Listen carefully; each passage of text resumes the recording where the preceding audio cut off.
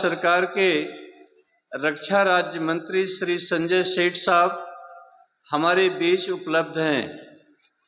इसके साथ में ऑनरेबल मिस्टर जस्टिस बसंत बालाजी केरला हाई कोर्ट और Shri Sanjeev Sanyal prime minister economic advisory council के मेंबर आपके बीच में अभी कुछ समय में आने वाले हैं। तो आप सब लोग नोटबुक पेन लेकर के रखेंगे, सबके विचार को नोट करेंगे और उसके बाद में फिर डिस्कशन करेंगे। प्यारे बच्चों, हम लोगों का बड़ा सौभाग्य है कि honourable MOS defence minister Shri Sanjay Seth जी अपना अमूल्य समय निकालकर हम लोगों से मिलने के लिए यहाँ पर आए हैं। इनके पास जब मैं गया, इन्होंने मुझे प्रॉमिस किया था कि हम जरूर आएंगे और अपने प्रॉमिस को इन्होंने पूरा किया। सर, ये शिविर लास्ट 22 ईयर से कंटिन्यू चल रही है। एक वर्ष के लिए कोविड में स्टॉप हुआ था और ये 25th कैंप हुए। कभी किसी साल में 2 कैंप लगे हैं, किसी में 1 लगे हैं, ऐसे चलता रहता है। यह शिविर का मेरे दिल में, दिमाग में ख्याल क्यों आया, वो आपके साथ में शेयर करने की कोशिश करता हूँ। गुजरात राज्य के चीफ मिनिस्टर केशुभाई पटेल बड़े ही डायनेमिक, कॉम्पिटेंट लीडर थे और वो हमारा बड़ा रिस्पेक्ट करते थे। सोमनाथ मंदिर के वो चेयरमैन होते थे। एनुअल फंक्शन में वो मुझे जरूर बुलाया करते थे। कच्छ में अर्थक्वेक आया, वहाँ हमने 5 गांव बनाए हैं। मैं उस काम में बिजी था। उन्होंने फ़ोन किया कि आपको यहाँ पर आना है 17 जुलाई को। मैंने कहा इस बार मैं नहीं आ सकता हूँ, मैं काम में बिजी हूँ। बोले नहीं, आप ज़रूर आइए, मैं हेलीकॉप्टर भेजता हूँ। मैं वहाँ गया और मैं सोचने लगा कि ये कितना अच्छा ब्यूटीफुल मंदिर कभी रहा होगा। काबुल से 157 किलोमीटर की डिस्टेंस से एक गजनी शहर है, और वहाँ से एक प्लेंडर अपने ग्रुप को लेकर के चला और इंडिया में आया। इंडिया के 9 एम्परर उसको सपोर्ट किए और वो सोमनाथ मंदिर को डैमेज किया, लूट कर ले गया। और अलग अलग हिस्ट्री की इसकी बातें मिलती है, उसके डिबेट में हम जाना नहीं चाहते।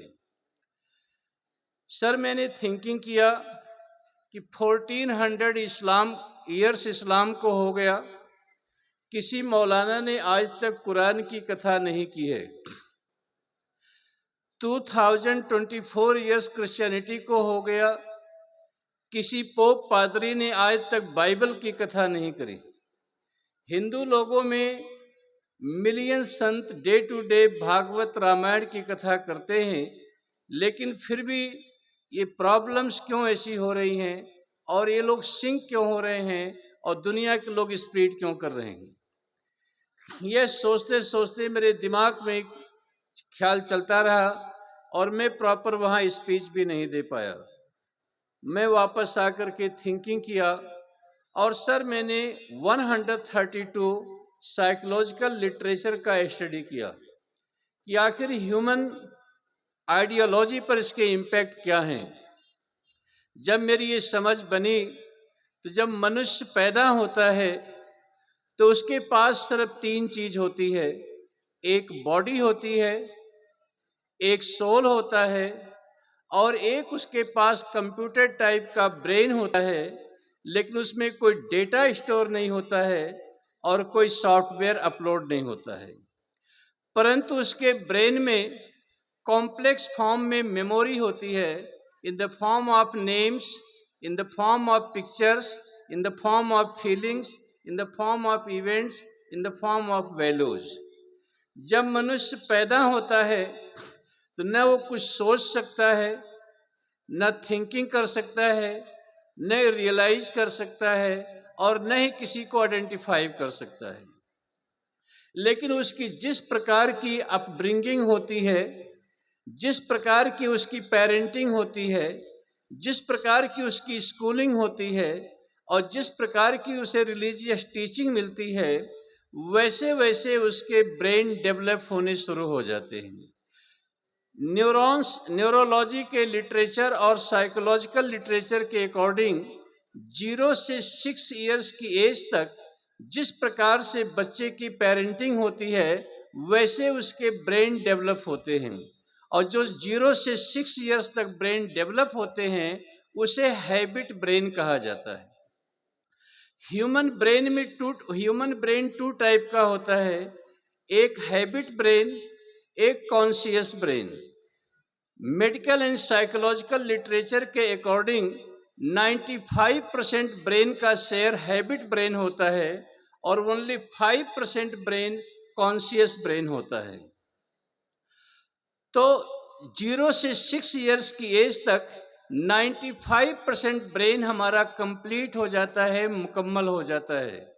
और वो हमारे एटमॉस्फेयर के ऊपर डिपेंड करता है कि हमारी फैमिली, हमारी पेरेंटिंग कैसी हुई है, हमारा एटमॉस्फेयर कैसा रहा है और हमें रिलीजियस स्कूलिंग टीचिंग कैसे मिली है। 7 से लेकर 17 इयर्स तक लर्निंग एज होती है।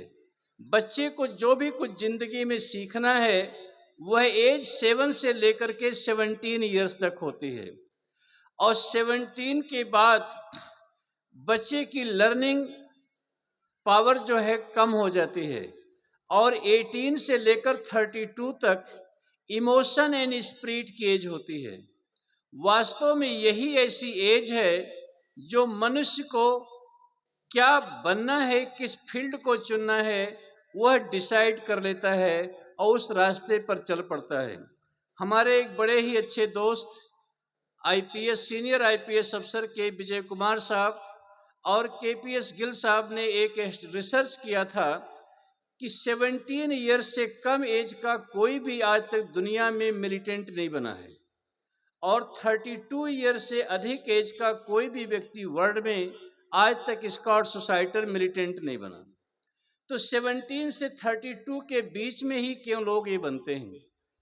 जब इसका स्टडी किया गया तो पता चला 18 से लेकर 32 इयर्स की एज जो होती है, वो emotion and spirit extreme level पर होते हैं, लेकिन उसमें लैक ऑफ अंडरस्टैंडिंग और लैक ऑफ विजडम, उसमें समझदारी की और विवेक की कमी होती है।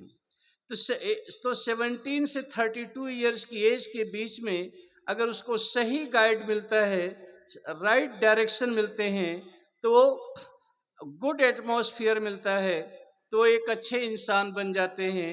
अगर उनको बैड इन्वायरमेंट मिलेगा तो मिलिटेंट बन जाएंगे, क्रिमिनल बन जाएंगे, वो करप्ट हो जाएंगे, सब कुछ होगा। ये एज का डिसीजन 18 से 32 इयर्स के बीच में होता है। जो पेरेंट्स अपने बच्चों को अपने जिगर के टुकड़े की तरह पालते हैं, वो उनसे अगेंस्ट में जाकर दूसरे से लव मैरिज कर लेते हैं, अलग चले जाते हैं, सुसाइड कर लेते हैं, क्योंकि 18 से 32 इयर्स की एज ही एक ऐसी होती है, वो उसके इन्वायरमेंट के ऊपर डिपेंड करता है। 32 से 60 इयर्स की एज रियलाइजेशन की एज होती है। 32 इयर्स के बाद इंसान में स्पिरिट कम हो जाती है, वह थिंकिंग करना शुरू कर देता है। लॉट्स अपॉर्चुनिटी, हमने क्या अपॉर्चुनिटी को मिस कर दिया, हमने क्या डिसीजन सही नहीं लिया, और जैसे वो थिंकिंग करता है उसमें फ्रस्ट्रेशन क्रिएट होते हैं और उसी से फिर स्ट्रेस आदि का निर्माण होना शुरू हो जाता है। तो 32 इयर्स के बाद इंसान को रियलाइजेशन की एज होती है, वो थिंकिंग करता है, और 30 to 60 इयर्स की एज तक होता है। और 60 के बाद 60 से प्लस जो भी लाइफ है वो सर्वाइव एज होती है। तो मैंने सोचा कि जो हमारे देश के बच्चे हैं जो 7 से 17 इयर्स की लर्निंग एज में हैं और उसके बाद 18 प्लस जो इमोशनल एज में हैं, ऐसे बच्चों को हम एक साथ इकट्ठा करें और इंडिया में जो अलग अलग डाइवर्सिटी, मल्टी डाइवर्सिटी है, उन बच्चों को एक साथ लाने की हम कोशिश करें और एक साथ बैठाने की कोशिश करें। हमारे अंदर लैक ऑफ नॉलेज, भगवान ने हमें ज्ञान नहीं दिया है, लेकिन जिसके पास नॉलेज है, ज्ञान है, जैसे 1100 जस्टिस हाई कोर्ट में है तो सुप्रीम कोर्ट में ओनली 34 जस्टिस जाएंगे रिफाइंड होकर के, तो सुप्रीम कोर्ट को जस्टिस को हम बुलाएंगे। 1000 साइंटिस्ट इन इसरो, उसमें चेयरमैन कोई एक बनेगा तो हम इसरो चेयरमैन, डीआरडीओ चेयरमैन को बुलाएंगे।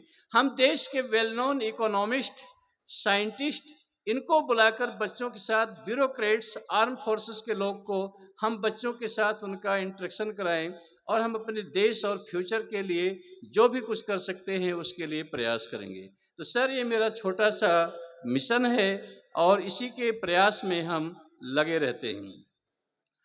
यहाँ इंडिया के हर स्टेट से बच्चे पार्टिसिपेट करते हैं, लेकिन इस बार उड़ीसा, अरुणाचल प्रदेश, गोवा, आंध्र प्रदेश, झारखंड, ये 5 स्टेट के बच्चे नहीं आए। हमने कोशिश किया था कि सभी स्टेट के बच्चे इसमें पार्टिसिपेट करें। झारखंड के हम जाकर के चीफ मिनिस्टर साहब को 3 बार रिक्वेस्ट किया, उनके चीफ सेक्रेटरी साहब को भी मैंने बोला, तो बोले वहाँ जाकर के हिंदू की आप पाठ पढ़ाएंगे तो हम यहाँ से बच्चे नहीं भेजेंगे। ठीक है, हमने प्राइवेट स्कूल का भी कांटेक्ट किया, मैंने धनबाद डीएम आदि सबको भी कहा, लेकिन वो कुछ हो नहीं पाया। बिहार भी एक कॉम्प्लिकेटेड स्टेट है, वहाँ मैंने गवर्नर, चीफ सेक्रेटरी सबको बोला, तो बड़े मुश्किल से वहाँ से 140 बच्चे बिहार से आ पाए। लेकिन बंगाल तो कभी भेजने को तैयार ही नहीं होता। बंगाल में हम सीआरपीएफ को रिक्वेस्ट करते हैं और कुछ लोग तो 210 बच्चे एवरी ईयर बंगाल से बड़े मुश्किल से हमें बुलाना होता है। सर, मेरा काम बहुत मुश्किल काम है। अगर मैं लाल पीले कपड़े पहनकर, कंठी माला पहनकर, दाढ़ी बाल रख करके बाबा बन जाऊं तो लोग, पब्लिक अपने आप आ जाती है और महाराज जी 2-3 घंटे कथा करते हैं और लोग जाकर के एंजॉय करके सब चले जाते हैं। मिलियन डिसाइपल हो जाएंगे और सब चले जाएंगे।